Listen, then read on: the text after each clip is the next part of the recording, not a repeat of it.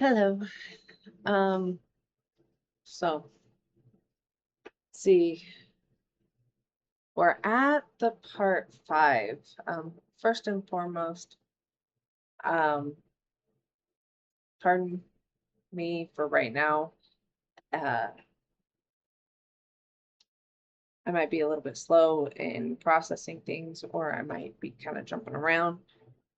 I just also my mood might be a little bit off. Um,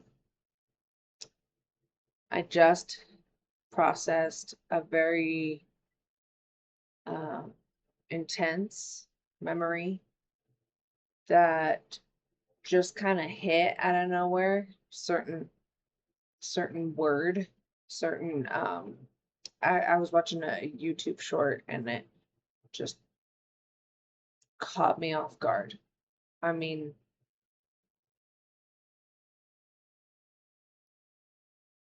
it was one of those like where it just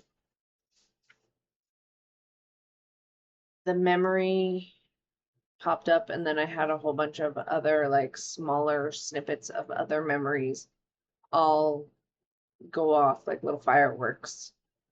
Uh, that they were all interconnected to explain that one memory. And it wasn't just like it was a one time thing kind of memory. It was a memory of multiple times this happening, but I was able to kind of like hone in onto one specific one in a way and work through it. So uh I felt it, did the thing that I normally do and made my dinner or made my lunch for work tomorrow. Uh, Called about an appointment and ate dinner, and now I have been kind of sitting here trying to figure out what direction to go in with this one and where I left off on the last one.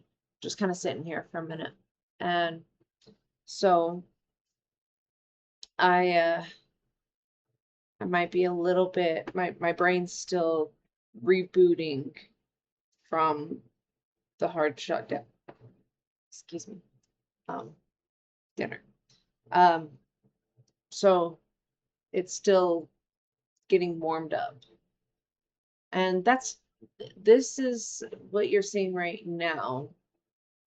This is what happens when you get those memories back. Now, first and foremost, I'm not doing these videos to like prove any point or clear my name because at this point with my name, it's been dragged through the mud so badly by so many different people.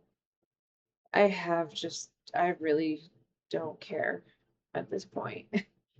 Um, I'm not worried about what people think of me. My, what, I'm gonna be really honest. I don't know how or if my, videos are gonna help anybody. I have no idea. Um, but I'm being told that it's important that I do it. So much like in AA, people will stand up and tell their story so that other people understand that it is possible and that, you know, you can get clean and sober and stay clean and sober. Well, it's not even just that for me. This is my testimony that you can heal and you can thrive and you can change who you are and you can become a better version of yourself. This is my testimony to anybody out there that has been through similar, if not, the exact same story that I have been through, and that you can overcome all of it. So that's really and truly my main focus with these. With that being said, don't, this is a hard one because like I did not do it this way. I had a few therapists that I worked through a lot of the deeper stuff. Uh, I um, I'm working on getting another one right now, just for the mere fact of some of the stuff that's coming back up. And so, even therapists have to have a therapist. It's part of the regulations of being a therapist that you have to have one. So, am I saying I'm a therapist? No. But it's one of those things that I know that I need to work through some stuff. Granted, as bad as this sounds, my oldest daughter has been kind of my sounding board in a way, um, because she's so logical. My November Sagittarius that um, we just were able to soundboard each other in a way is like how we look at it. And so but she's gonna be leaving here shortly, and I don't like putting my stuff on my kids. I did in the beginning. I really, openly discussed a lot of the stuff, not really understanding how much I was affecting them in, sharing that information with them. Granted, some of the stuff I did need to explain to them because of why I was cutting off contact with a lot of people and with a lot of things, and why I was struggling with certain things. That was important that they knew. But some other areas, not so much. Uh, so if you are having to navigate through the uh, memories that are going to pop up, have someone that you can talk about it with, because it's not an easy thing. I mean, yes, it's good to write it out. Like, always have at least that, writing it out. But having someone listen to you is a different level. So, um, let me go ahead and also explain a little bit on the memories. So, my view on this, and this is kind of about where the part that we left off on the other video was, when I was quitting Suboxone Cold Turkey, and I had talked to my friend T, the guy that was the only person that was my friend at the time in treatment at the bougie first um, uh, treatment center. So when I was talking to him and I realized how old he was and how he told me that, you will always have memories pop up as you even get older, and that, they never stop really coming. So when I heard that, I realized in that moment that it was inevitable. The memories were going to come up regardless. The hard part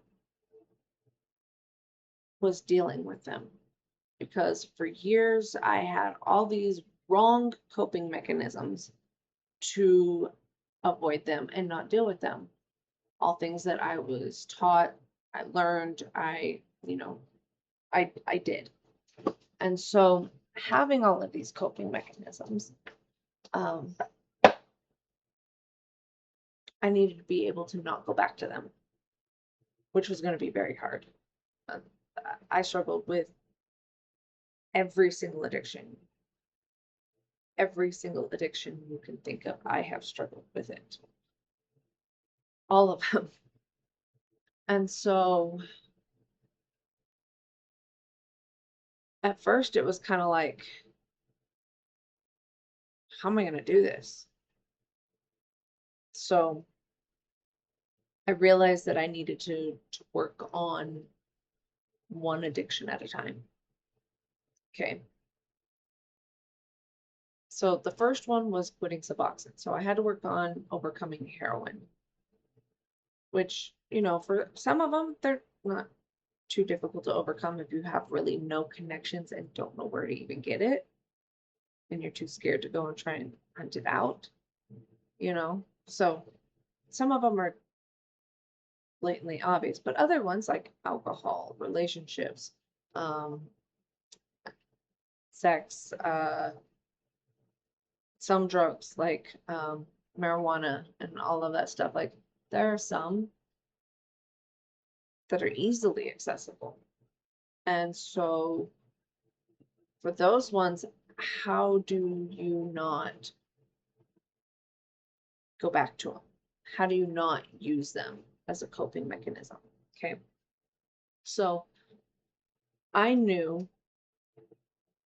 that I was going to have to face these demons. I was going to have to go in and I was going to have to experience all of these memories. They were going to come up regardless. So my thought process was this, is that if these are going to come up regardless, if these memories are going to pop up out of nowhere, then, and screw with my life, more or less. If this is going to happen regardless, shouldn't I have some kind of control over this? Shouldn't I be able to face them with a plan? With with strategies and all of this stuff? Like, shouldn't I be able to meet them at the battlefield? It's like, okay, think of it in this way. There is a giant like army that is coming to your castle. And it's gonna come and the fight's gonna happen. You can either get off your butt and go meet them out in the battlefield, or they're going to come to your castle and they're going to destroy it. They're going to wreck it all up. They're going to, it's going to cause a lot more damage them coming to you. So why not actually go meet them out in the field, go meet them out on the hill, the battlegrounds, and fight there instead of letting them come in and, wreck things up and then have to go and repair it. That's what relapses pretty much are.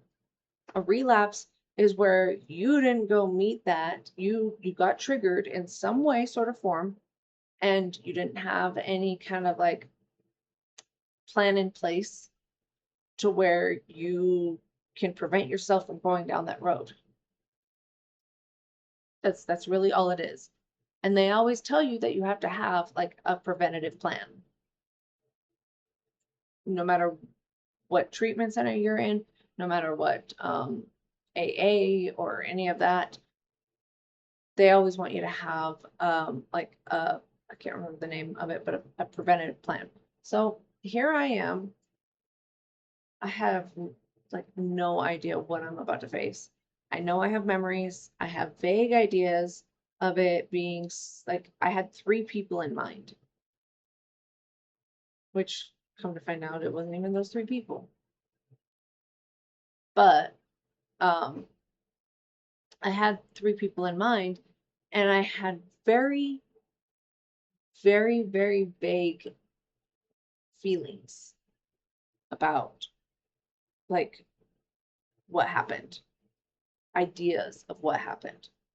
So I'm like, okay, like an idiot. How bad could it be? Yeah, yeah, okay. Anybody who says that, right? It's usually pretty bad.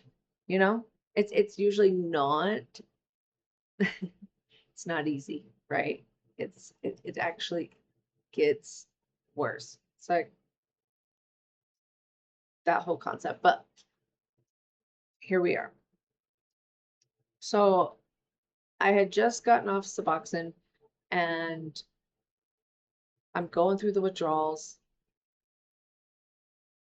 We go out and we see Black Widow, and I'm instantly having like it was before we even went to the movies, I started having images popping up. I explained it in the other video is like they're like little beach balls under the water and they just kind of pop up. You don't get to choose where they pop up. You don't get to like plan it. They just kind of magically just appear out of nowhere. And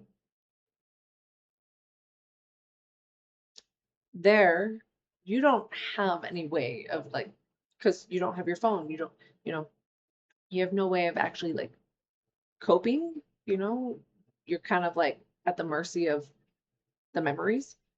So I'm starting to have these memories and they tell me to write them down and talk to my therapist and everything like that. We called my therapist and let her know that I was starting to have memories. Um, with that in mind, you know, there's really nothing that they can do. It's you're gonna have to just like suck it up, buttercup, and just start writing everything that you can even remember down. And that's what they tell you. And that's what pretty much every place is going to tell you is just write it all down. Write it all down. So, sure. Oh, I bet I'm not staying up as late as last video. Yeah, no. But okay. So during this time, while I'm there, my family is they have a family night, which is like every Thursday, I believe it was. So they're having family night where your family comes and sees how you're doing and hears about the place. And, you know, you get to, families get to see that they're not alone in all of this and like they show up to support you in your healing journey in your recovery and all that. So my therapist made a comment about, you know, how uh lucky I am to have, you know, my family showing up to support me. And I made a comment and I didn't plan the words. That just my subconscious sometimes takes control. And I made the comment of they're not there to support me. They're there to make sure I don't say anything, which definitely caught her attention. I liked this therapist. She was very kind. Granted, she was struggling with her own things in the mere fact of she was working there with her older sister who was also a therapist who was um the bitchy one, and her older sister was more domineering and the younger sister struggled with standing up to her and would always make excuses for her, saying, you know, that she cares, she really does, and all of that when I don't think that she did. She had a weird way of showing it. But um, during this point, you know, we're still digging into things. We're still, we go to every single day for a few hours. We would have a group, um, I forget what it was called, but it's like a group therapy. And so we would go in and we would start talking about something and it would lead to questions. And there were two therapists and the whole entire house was there. And you would, you know, work things out. So during this time, there was one incident in particular where the bitch was um, one of the therapists in there. And we were sitting in there and it was my turn to do a deep dive. And she was known for being a ball buster, is what like everybody said, is like she makes people cry. She loves to make people cry, which tells you a whole hell of a lot about her as a therapist. And this is what I mean by the fact that some people in that last video I said, like some people should not be therapists at all. In the fact that if you get joy out of making other people cry by okay, there are two differences in being an honest and straightforward person. Now, when you intentionally are searching for the wounds to get someone to cry and you get joy out of it, that is cluster B narcissistic personality. That's sick. If you have a knack for being able to pinpoint the pain spots and you are a very honest and um, blunt person with no intentions of hurting someone, but you say things that do kind of hit some nerves, that's a different story. You're not specifically trying to hurt that person. You're saying things and they are caught. You have that ability to kind of like trigger wounds, but you're not saying them to intentionally try and get that person to feel pain and enjoying it. Two completely different things. So, um, with that in mind, I'm in the middle, I'm in the hot seat. And we're going down, the road of like my life. So we're uncovering my ex-husband and why, um, what it was like with him, why I got into a relationship with a guy that was a drug dealer, um, going down that road and me explaining all the things that he did to me, electronic abuse, that's just like stalking me, all of this stuff. Yeah. And then why I went with him, like why I dated him, because my ex-husband told me that no guy would ever want me with 3 kids at my age. Um, that abuse. And then, you know, eventually we like, why did I stay with my ex-husband? Well, because of the fact that I saw how my father stayed with my mom because during her alcohol addiction. And so he stayed with her for that reason, which is a bunch of bullshit.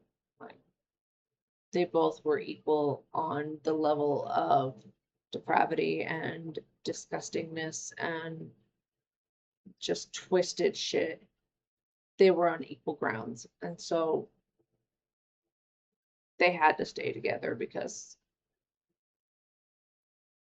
you know, if one left, the other one could say something. So, it was just safer to stay together, you know. Um, that way nobody snitches on the other. Um, But in my mind, back then, I thought that you had to work through the hard things with your spouse, that you had to stay with them so much. And so uh, we eventually get to the point of where she she finally finds a pain point. And we're a couple hours in. Nobody goes this long, apparently. I didn't know. I'm just going back and forth with her because it's like I would like to know where what what is wrong with me. I would like to get to the bottom of this shit. So I'm just going back and forth with her. I'm speaking honestly. I'm not crying. I'm not bothered by it. Like, and people are, I think people were surprised by it just because of the fact that I wasn't a heaping hot mess. Um, and plus I wasn't gonna give into her sadistic bullshit that she was trying to pull, and the fact that she was trying to trigger something out of me, trying to be like, oh, well, that would never happen. And then someone chimes in, yeah, that actually can happen. I've seen it happen before, kind of stuff. Um, but she did get to a point where she said, you choose men over your own children. And that hit a pain point. That was hard. And she was right, though. She was absolutely right. Because I was still seeking male validation over taking care of my kids. Like I stayed with the man over protecting my kids. I went out and got in a new relationship over taking care of my kids. Um, all of that. Like, and when she said it, I burst into tears. And she was very pleased with herself for that. Um, after that, she wasn't allowed to be in the same rooms with me at all. Her and I didn't get along. And it was very obvious that I didn't like her. And she knew it, and everybody else knew it. That you weren't gonna get shit out of me if she was even near. Like, no. So, um, with that, it was then that like I really started to, wonder why. Because like I didn't have all of the knowledge yet. All the memories weren't there yet. But it made me aware of the fact that I was always going from one relationship to another relationship to another relationship to another relationship. I never stopped and was ever single. Ever. Like, I never, I could not actually be alone, by myself alone.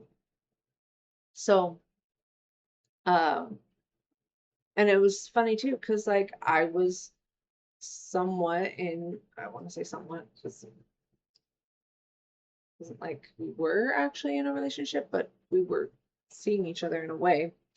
I was already seeing someone that was at a different treatment center, and we were in contact with each other. We were writing letters to each other. We were talking to each other every like night or every other night or something like that. Um, but we were, or once a week, I don't remember. But all of that time, I was still like seeing someone. Granted, I am grateful for him, for E, because he definitely helped me stay, not do anything stupid. Like he helped me stay grounded in a way in the treatment that I was there at that treatment center because there were guys there, and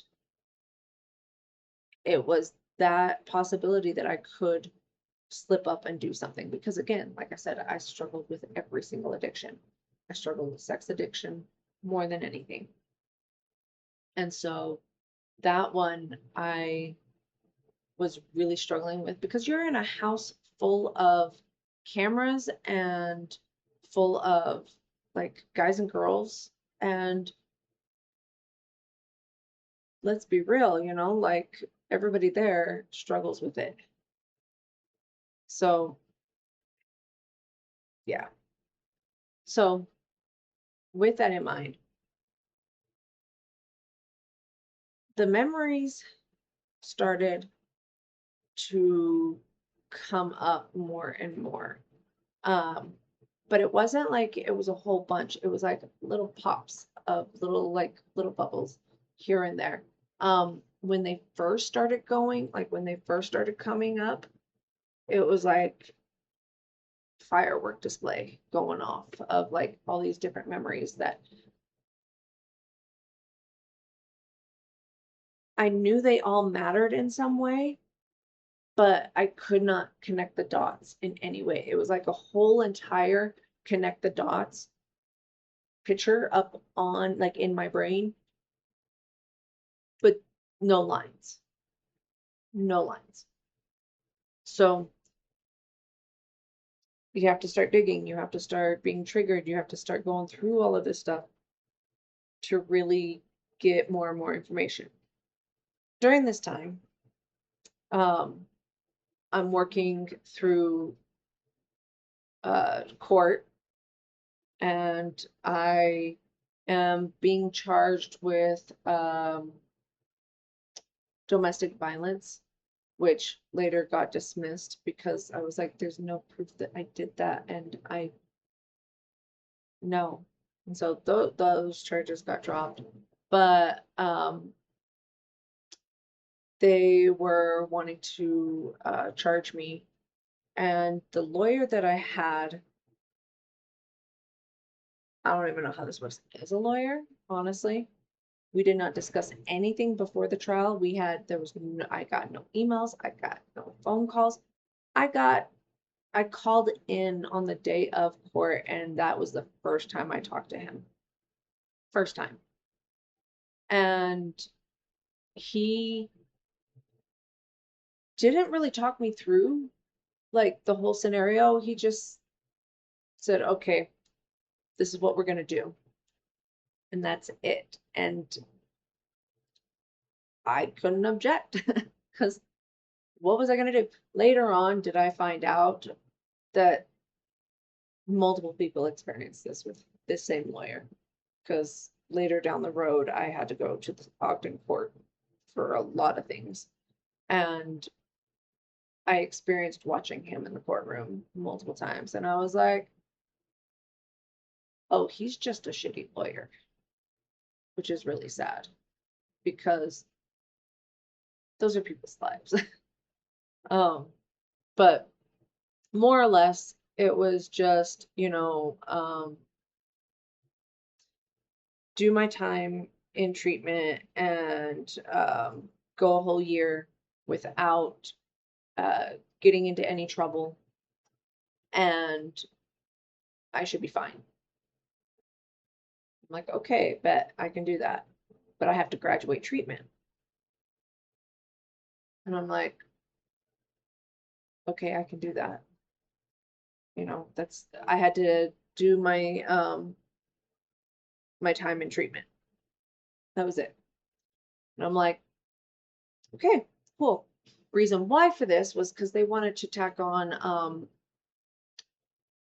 3 felony charges because all 3 of my kids were there.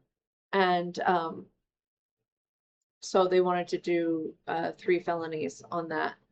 And with that, because I had no priors, I have had a clean record. I mean, the most I've had on my record is speeding tickets. Just saying. Not anymore, but I was a bit of a speed demon. But nothing there. Um, so it's been squeaky clean. And so like they looked at that and they're like, you have no priors, like this doesn't make any sense, but okay, so we're gonna give you this option. And I was like, thank you. I appreciate that. Um, But I was also in the process of dealing with DCFS and that child custody attorney as well, because they were two different court things. So I was fighting to get visitation with my kids to come see me at the treatment center. I was having a fight for that one.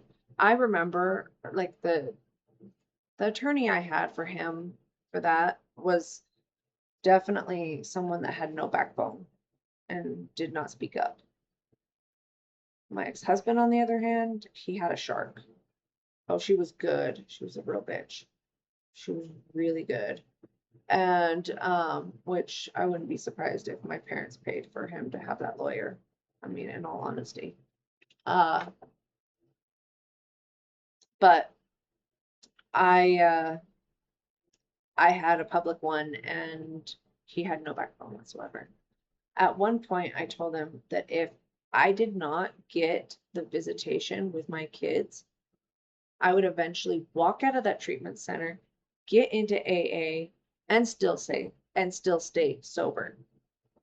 So I better see my kids that next weekend during the visitation times. Lo and behold, they showed up. Just saying. Like, um, so speak up if you ever go through these kind of experiences. You know, when you have to deal with lawyers, speak up, you know. Um, but during this time, I'm having to go to court with the fact that both of us are in treatment. He has been in treatment longer than I have. Um, but that's only because of the fact that, again, he didn't want to catch felony charges for throwing our kids. And he had nowhere to live because when we sold the house, his mother wouldn't let him live with them because there's no alcohol allowed in the house, and he had no one to really go live with. So um, he was up at the dorms in this VA sober living and everything like that. And so, or I think the dorms of the sober living there, yeah. And so he was in the process of getting a townhouse out here in Tooele um, during that time. And so when all of this was going down, I had to still work with him. I had to still see my family. They were still putting on a facade. And I was coming off of Suboxone and coming off my medication and starting to get the memories. Realize when you get these memories, you still also go through the grieving process. And part of that grieving process is anger, and you will feel it. Like it's a sacred kind of rage. It is like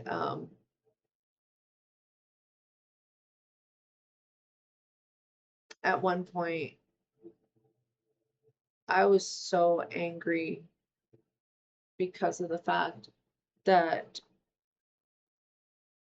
everything that I had been through, everything that my ex-husband put me through, and I suffered through in the abuse, and how all of the stuff from my ex-boyfriend and everything, and all of that, every single thing. I was so angry at where I was at. I was angry that I was the one being prosecuted and treated like I was the problem. Because in my mind, I was the victim. Now, looking back, I was so deeply stuck in that victim mentality because it was like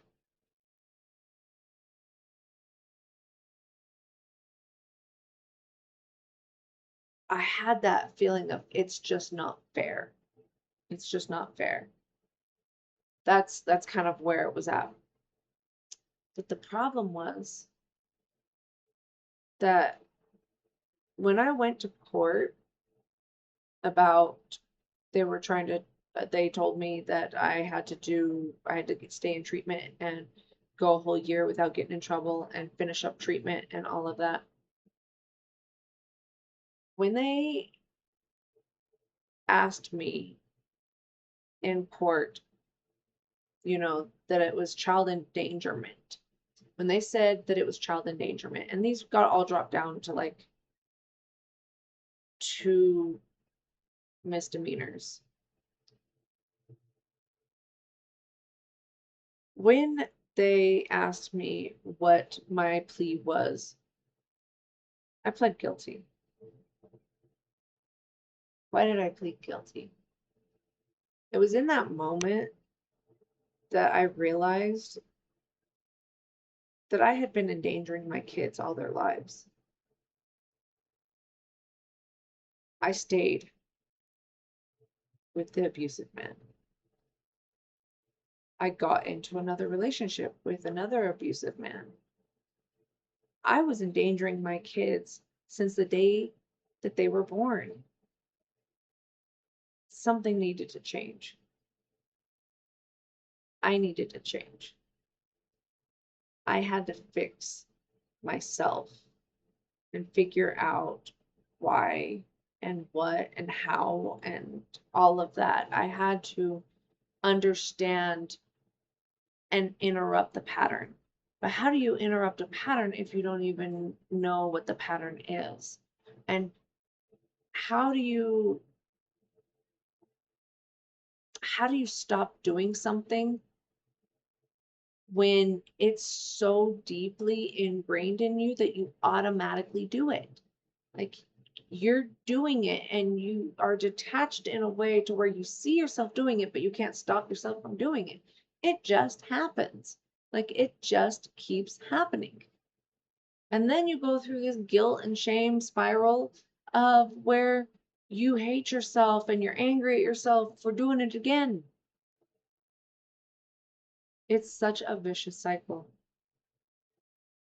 And you don't know why. You have no idea why it keeps going. I mean, if it wasn't for my kids, I really would not be here because of the fact that they were the reason why I was fighting. They say in treatment and recovery and all of that stuff, you need to fight for yourself. You need to, do this for yourself. But let's be absolutely 100% honest. When you have experienced intense trauma and where you have just been treated like you aren't even scum, you aren't even, when you've had your own family, when you have had parents, people that were supposed to love and take care of you and treat you a specific way, when they have been the abusers and when you have had nobody, you have no self-worth. Let's be absolutely honest. There is no self-worth. You are subconsciously living in autopilot of trying to die. You are. Your subconscious is constantly putting you in situations where you will not survive because you do not believe that you are worth living.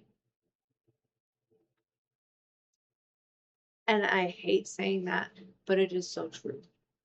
And so my children were my reason.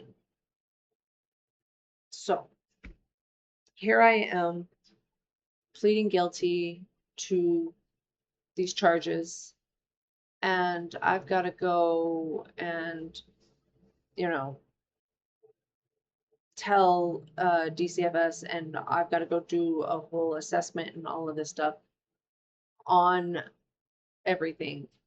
And not one person gave me advice on that, even though they'd been through them, even though they'd seen them. Not one person gave me advice. But I spilled everything. I talked about how awful of a parent I was, which in a way it did help in getting it out and being honest about it, but it didn't help my case because I admitted to driving drunk with my kids in the car. I admitted to um, doing drugs in the house with my kids there. I admitted to a lot of things. And that made them not want for me to have my kids. On top of the fact that my charges were heroin and meth related, and my ex-husband's were just alcohol related. And I say just alcohol related because in their eyes, and this is what society sees as well, is that there are levels to what is acceptable and what's not acceptable in addictions.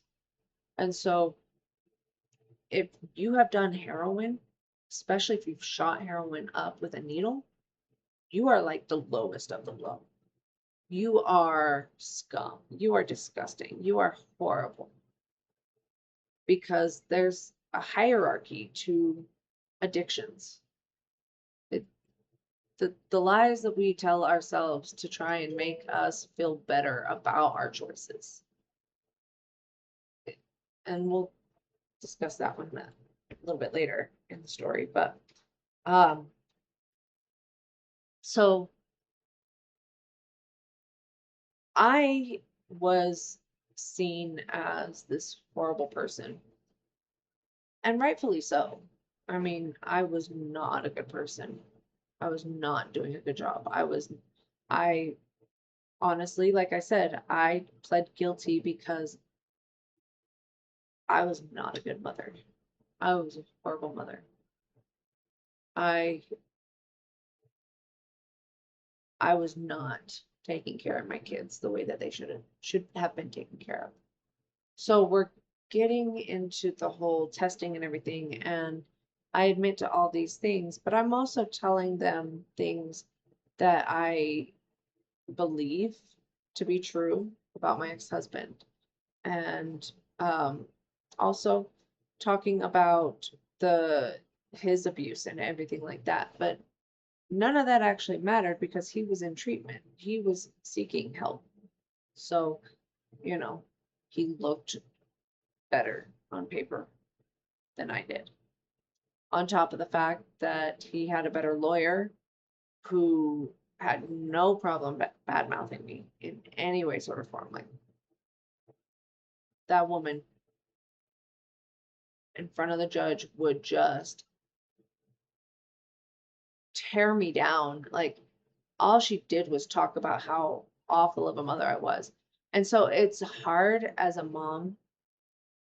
I mean, you're already thinking these things, but to hear some other woman talking to a judge and telling them how horrible of a person you are, that's so gut wrenching. I'm not even kidding you. Like, it is insanely gut wrenching to witness because every thought you've had is being put into papers. It's being aired out for everyone to hear. And not one person,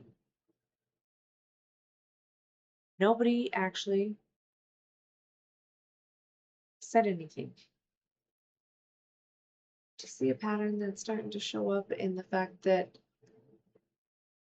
abuse, no one stands up to say anything. Nobody does anything. Um, This is the pattern that has been repeating consistently. Just saying. And so with that, not one person said anything to her. My parents were on there. My mother-in-law was on there, and my ex-husband were on there.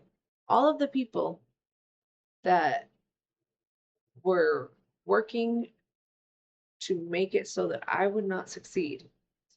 All the people that were trying to tear me down, that were trying to keep me down under their foot, were all on this call, and I am by myself. I am by myself with my attorney who has no backbone at all. Eventually down the road, he did speak up to her. Just saying. Like, that was actually really, like, at one point he was like, excuse me, could you stop talking like that about my client? Which was really nice because it was like, I mean, I'm glad you did it eventually, you know, a little day late and a dollar short here and there, but some change, but you still did it, so thank you. But with all of that, I already knew that these people were already speaking ill about me. They were already talking to the lawyer about how awful of a person I was, and they were all working together already. Now, why is that? Well, because of the fact that while I'm in treatment, while they're coming to the family meetings and stuff like that, and I made that comment to my uh, therapist. I told her that, they're not there to support me. They're there to make sure I don't say anything. That got her questioning things. So what happened after that is every single Thursday, they would have every single therapist, and I mean every therapist and anybody that was higher up there at the family night to observe. So they would ask questions, they would make comments, they would say certain things just to see what kind of reaction they could get out of the parents. Mostly just mine, in all honesty, because I believe, I don't know if anybody else was really getting the memories, but I know that I was the only one actually trying. Just saying. So, during this point in time, they're constantly like, this goes on for a few weeks. At one point, they decided to make a statement. And so they made the statement that, some people are starting to get their memories back. And some quicker than others.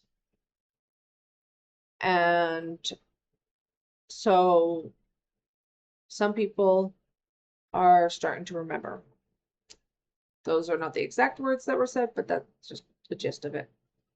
After they made that statement, my mom dropped her water bottle instantly after that statement was made. It was an instant bang on the ground. She grabbed it, and we ended that whole thing. We went outside, and we were outside in front of the building. And my mom asked me in a very, and I'm gonna look off because like I'm remembering the way that she said it, because there was such a fear in her voice, the tone that she said it was like she didn't want to ask it, but she wanted to know the answer.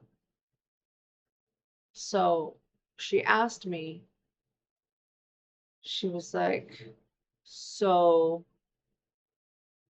do you remember?"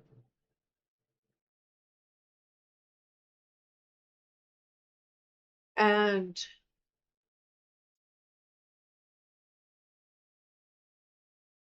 I turned to her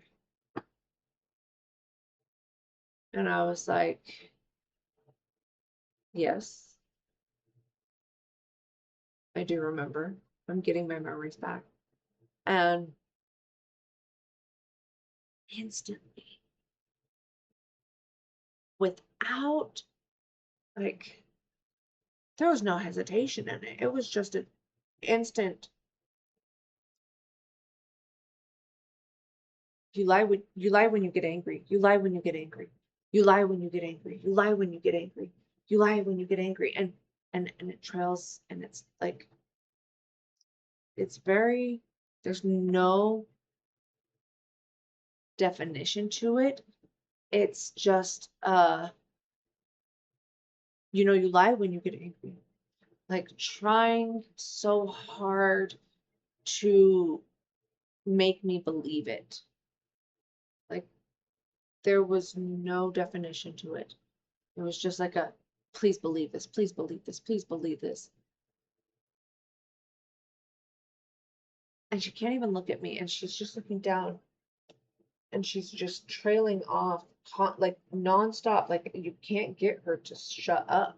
She's just saying this whole line over and over and over. My dad is standing next to her and he makes a comment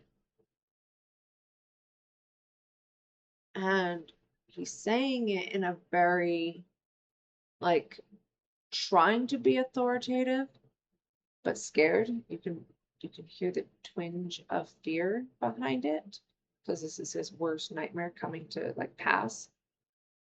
Not if it's going to hurt somebody. Not if it's going to hurt somebody. And I look up at him and he can't look me in the eyes.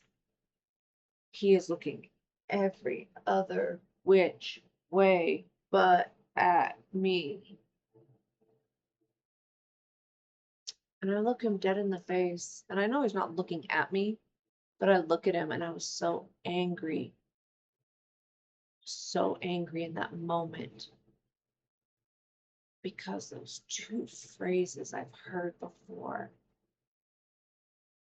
they triggered a memory in that moment.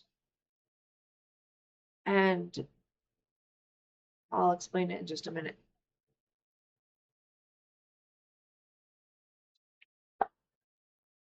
He said over and over, and I when I looked up at him, I was like, "You always tell the truth."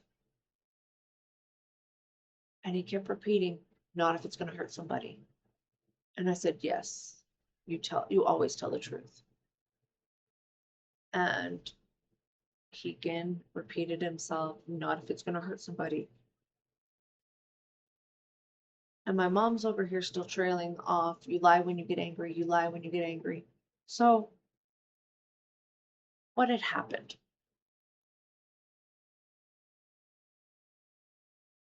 I don't know if you've ever seen, it's an old Disney show called That's So Raven, where she's a psychic and she has visions, and they would show her having visions, and it was like her going like, and then they like show the vision and everything like that. That's kind of what some of the memories were like, is that you stop dead when you heard the phrases and a memory just plays in your head like a movie reel. And it brought me back to, I don't even know how old I was. I remember being in my bedroom, and I remember being angry and telling my mom that I didn't want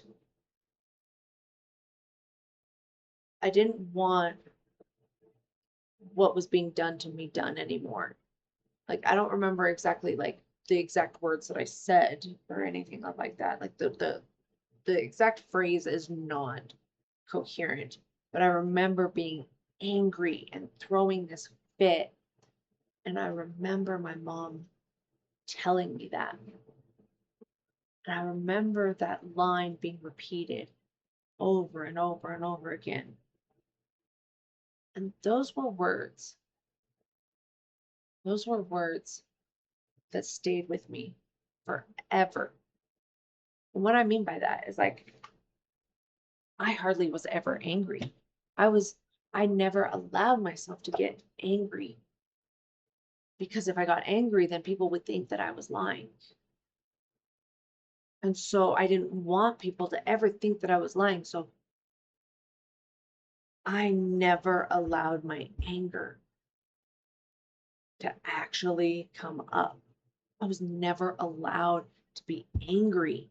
So I had, and this is why I say, like, I had this divine sacred rage so pushed down inside of me because I was never able to even express it. I was never able to actually feel it. And in that moment, I felt it. I felt a twinge of it. And what was so crazy about that is that those words that were given to me, that I accepted, that I took on as my own, that I said, okay, you told me these things, so they must be true, and I will own these now. Like, these are my words now. Like, I believe them. They are me. I took them. That is my accountability in the fact that I took them and made them my own. And I would not allow myself to be angry. Even after that moment, whenever I got mad at the situation, I controlled my anger constantly. I have always controlled my anger, almost to like some sort of detriment in a way, because I'm not actually expressing it.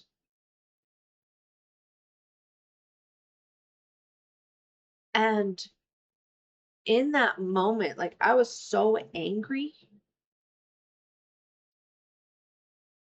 Whenever I got back to the house and in the room, and I was talking to my now new roommate, because the other girl, she graduated out, which I'll have to explain that story in a little bit because she didn't last very long. Let's just put it that way. She didn't stay sober. Let's put it that way. But she wasn't planning on it either. And lo and behold, she took a bunch of people down with her that had graduated, and they had relapses and had to come back. Which, who was right? I was right. Just saying. I called it. I guess I just told you about it now, so never mind. But I clocked that shit. And so there's no point in actually trying to point out how people are. Just let people show who they really are. Just let people be who they really are. You don't have to go prove anything about anybody. Let them, you know. And then everybody looked at me and I was like, I called this. It's like, did I not say this was going to happen? But y'all witch hunted me, and here we are. So, but back to the whole sacred rage with my roommate. I was so angry that I was telling her about this story, and I was I was yelling, I was mad.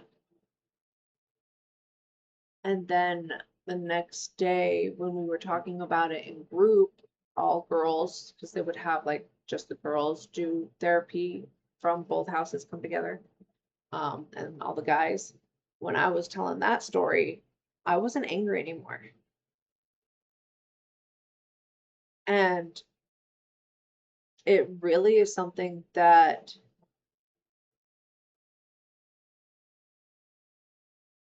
still to this day, like there are people that do stupid shit that I'm not going to give them the satisfaction of giving a reaction to. So, in a way, me being able to control my anger has been very, very, very, very detrimental to um, my survival skills in being out with other narcissistic and, you know, cluster B people. But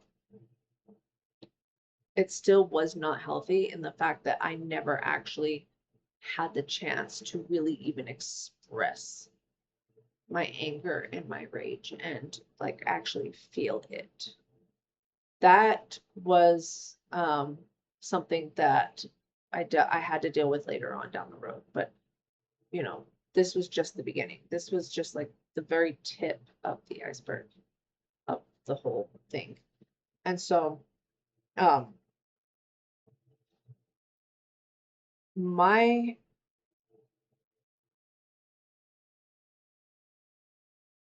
the whole point of this part of like the story is mostly, you know, explaining really what the memories are and how they're going to come up. Like it, maybe it's different for other people. I'm not 100% sure. This is just from my own experience. You can't outrun them.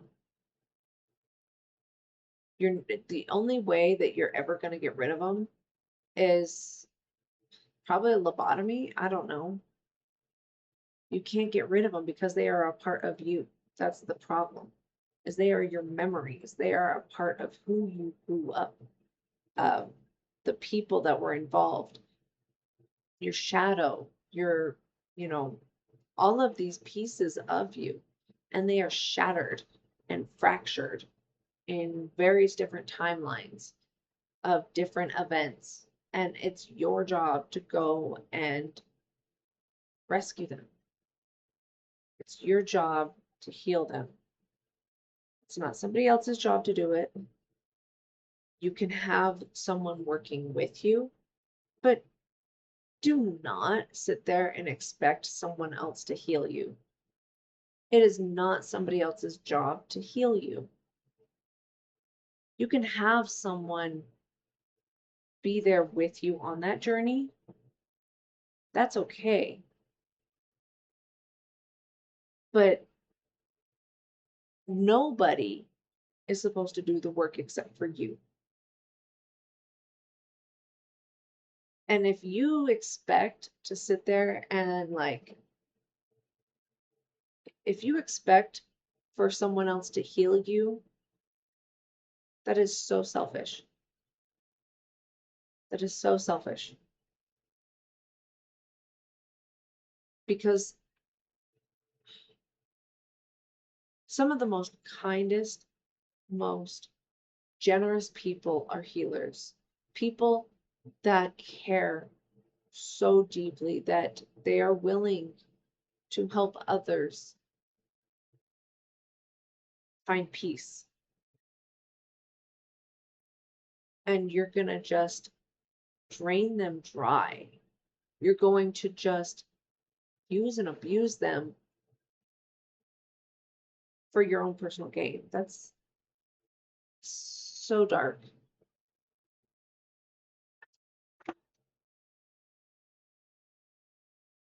One of the things, and I'm going to like close up with this, is the fact that one of the biggest things that I say with healing is taking accountability. That's the very beginning. If you look in one of my other videos about the four, different levels, in order to get to the next level, to get out of victim stance, you have to take accountability. You have to take accountability. Look, I didn't even have the ability to speak up for myself for a very long time. I was angry that nobody came to help me because I could not help myself yet. I had no backbone myself. That's why when the attorney that didn't have the backbone, that was just a representation of myself. I could not say anything. I had no, like, I had people telling me, well, why don't you tell your family not to come? I didn't have that ability. Like, I could not get the words out. Like, my brain would say it, but there was this lack of being able to speak it because, again, I did not know how to stand up for myself. I did not know how to actually speak up and have a voice. This is like, I get it. So when you take accountability, when you actually have to own your part in it, it was not pretty having to admit that I allowed people to walk all over me. I allowed people to use and abuse me. I allowed people to take advantage of me because of the fact that I care so much and that I wanted to help others because I wanted to give what I never got. And that's something that I even, have with my own children. I have had to learn accountability and boundaries and all of that stuff with my own children in not overgiving, which is very difficult. It's a very difficult thing because of the shadow work that you have to put into understanding why you overgive and, why you want to help others and, understanding that you're going to always trigger other people no matter what. Just you're going to say things that are going to piss people off and your intentions were not to, but guess what? Here we are. Taking accountability is not here. This is something for people to really be aware of, is that when you're taking accountability, you're owning your part in it. You're not saying, oh, I'm the problem. It's all my fault. I'm just a horrible person. What can I say? Or, like, oh, I did it because of the fact that I have all this trauma and I had a shitty life. And that's not taking accountability. It's understanding why you did what you did and what it was. So it's understanding the fact that you are so you wanted love so badly from another person because you never really got to experience any kind of closeness or love or um, healthy love. You never experienced any of that. So you wanted so badly to experience it that you would, practically give up of yourself. You would, sacrifice yourself for someone else to be in a relationship with that person. So you would lose yourself in that relationship with that other person just so that you could become the person that they wanted to try and, make sure that they would never leave you. Like, I don't know why I'm giving that example, but that's something that I used to do myself. And it was not just in uh, boyfriend relationships or anything like that. It wasn't in like just romantic relationships. It was just friendships.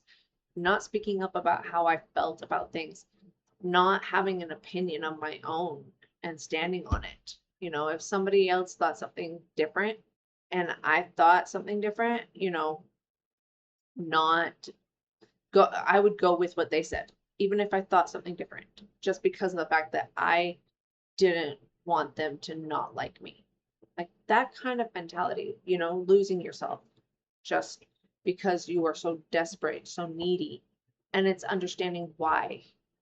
Well, because of the fact that, you know, you fear abandonment and, you know, you have this fear of being alone and you know, you're trying to, you know, force connection with other people.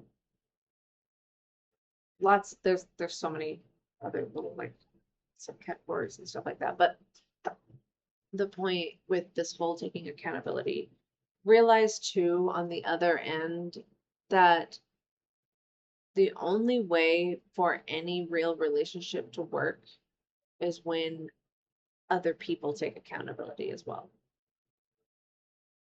So both people have to know how to take accountability for it to be equal give and take, because it's not going to work if one side is accountable and the other side is still, you know, living in victim stance. It's not equal. So with that, accountability is not saying, hey, I did this because of this reason. Accountability is not, well, let me explain why I did this. Well, let me make, I just want you to understand why. Accountability is not that. You're not trying to get somebody to understand why you did what you did. You're trying to understand how you hurt somebody and how not to do it again. You're not trying to be understood. And that was something that it took me a long time to even learn that one. And that's something that my kids and I took us a while to really even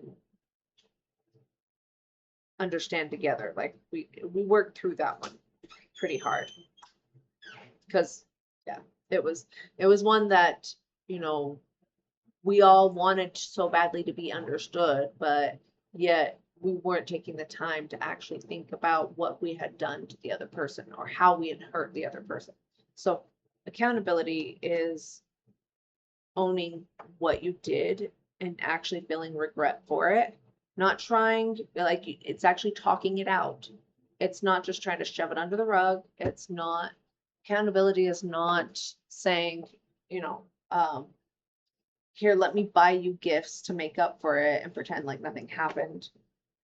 You know, that's not how it works. Accountability is having the hard conversations and um, finding an equal understanding, an equal ground, and working through whatever that situation was or whatever, you know, trying to, and if you don't even know why you did something, it's, you know, talking about it and saying, okay, if it happens again, please point it out. Can you, you know, please call me out on it. If it happens again, I will do my best to not let it happen again. But I'm still not sure why I'm doing it. And I will work on trying to figure that out. I mean, even right now with my son, I can sometimes be a little bit domineering and controlling. And he has to point that out sometimes to me. And I have to catch myself and be like, yes, you're right. I appreciate you pointing that out.